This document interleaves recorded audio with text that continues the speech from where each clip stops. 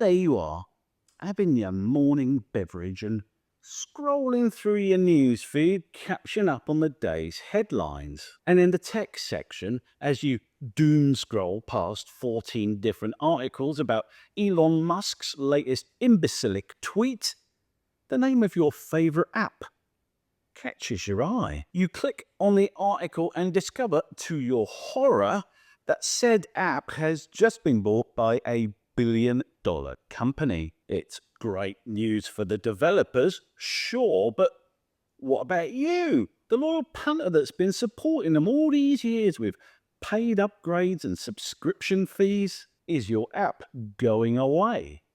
Are you going to have to begin the search for a new favourite? Why can't things just stay the way they were? Welcome to the age of the tech giants, where loyalty is disposable, innovation is bought, and everything you love is just one acquisition away from changing forever.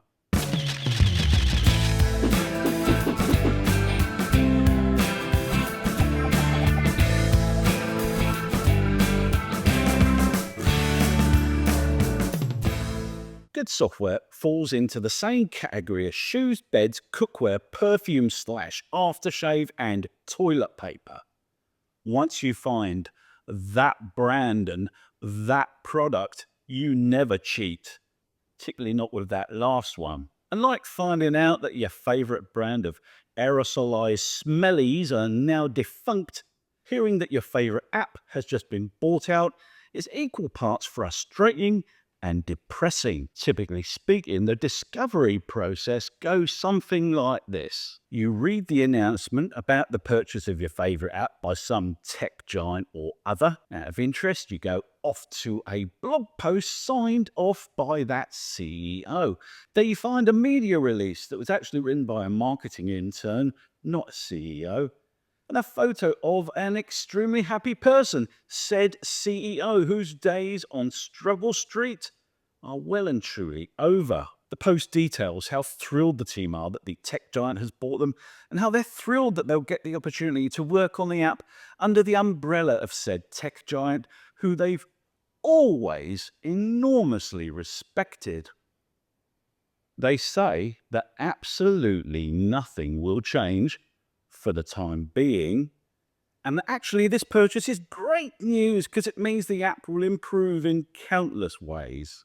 You'll be told that the money you spent 2 months ago upgrading to the latest version of their app is not wasted, and you'll be able to continue using your purchase for years to come. Literally all of it is bollocks. And literally everyone knows it. There are many reasons why tech giants buy apps produced by smaller independent developers, but it is never, ever to keep the app chugging along the way it always has. And the reason that the apps always eventually disappear is because the app itself is usually last in a list of reasons that tech giants buy out apps.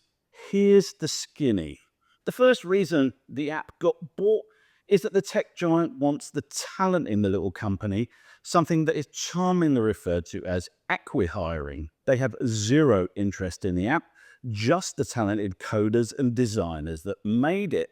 That means the app is definitely doomed. It might limp on for a very short while, but on an otherwise busy news day, the PR team will quietly release a brief announcement that the app is being wound up. That is what I suspect is happening in the case of Photomator. Photomator, if you're chanced on this video and you're not a photo nerd, is a beloved Mac photo editing app that won hearts with its simplicity and wallet-friendly price tag. A couple of weeks ago, it was announced that Apple, no less, had bought Photomator. The 2-paragraph blog post on their website said this: Pixelmator has signed an agreement to be acquired by Apple, subject to regulatory approval.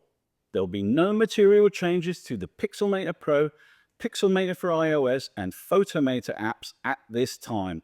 Stay tuned for exciting updates to come. And just to translate that for you, the Pixelmator team will have sphincters clenched tighter than a deep-sea squid's bunghole for the next 2 months, While the lawyers do their work, nothing will change with the apps until Apple signs on the dotted line. As soon as that happens, these apps are toast.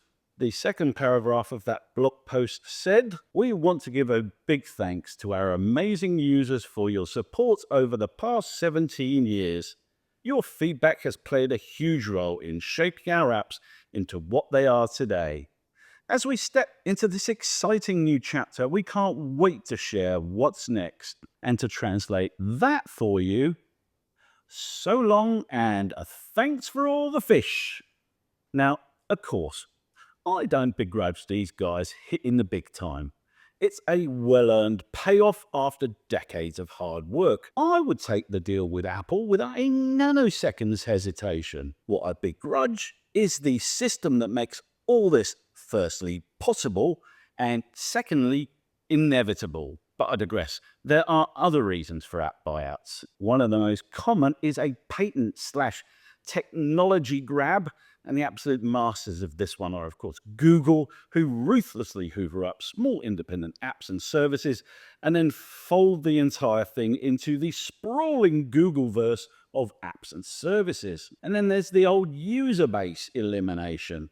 After all, the easiest way of ensuring your app does well, even if it sucks, is to simply buy out the competition. I reckon this one's part of the reason why Canva purchased the British company Serif. Yep, Canva, where cat memes, flyers for knitting circles, and Facebook adverts for multi-level marketing scams are created. They needed a tangible way to compete with their biggest competition, a small up-and-coming company by the name of Adobe.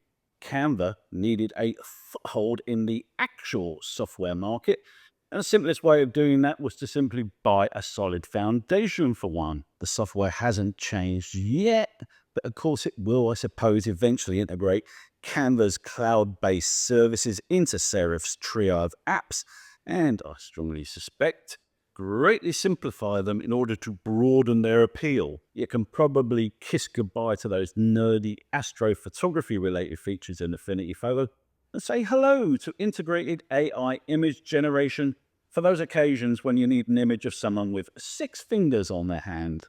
Higher on the list of reasons for app buyouts is good old-fashioned market dominance. Even if said tech giant isn't that active in a particular niche, they'll buy up small apps just to maintain a monopoly on the apps and services they do operate within. When you're awash with cash, it's cheaper than bothering to innovate. All of which brings us along to Facebook's favorite buyout play, data acquisition. The tech giant couldn't care less about the app. It's about acquiring all that juicy user data that they can on-sell. Remember when Instagram wasn't completely shit? Meta remembers. So those are just a few of the reasons why your app got bought. It doesn't make the sting any easier to bear, but at least we've now got some insight into the thinking. As more and more money is concentrated in the offshore bank accounts of these seemingly unaccountable, colossally powerful billion and trillion-dollar companies, the acquisition of apps is only going to accelerate. Big businesses often struggle to innovate due to the stifling nature of that corporate environment. But it don't matter because they can just wave a blank check at the free and easy hippies and the little independent development companies who are doing all the actual innovating. It also means that we, the software purchasing public, have to weigh up the odds of an app disappearing when we buy it, particularly if it's one of the more expensive ones. In some ways, subscriptions, hated as they are, do sort of insulate you from being ripped off in that way, particularly if you only started paying a few months ago. Ultimately, there's not really any way of lessening the sting of an unexpected app buyout. About 8 years ago, my favorite Mac email client was Sparrow, a sensational little app that was well ahead of the curve. It was bought by Google, boo, hiss, as an acqui-hire buyout and ceased to exist not long after. And I still miss that app to this day. Ultimately, there's absolutely bugger all that any of us can do to avoid the disappointment of our favourite app being bought out by a tech giant, but it doesn't mean we should avoid buying apps developed by one-man band or small software companies. In fact, I'd argue that the exact opposite of the case. We need to be supporting these small developers more than ever before, because they're usually the ones who are doing it for the love of it, not for shareholder remuneration. And while it hurts to see a much-loved app disappear into the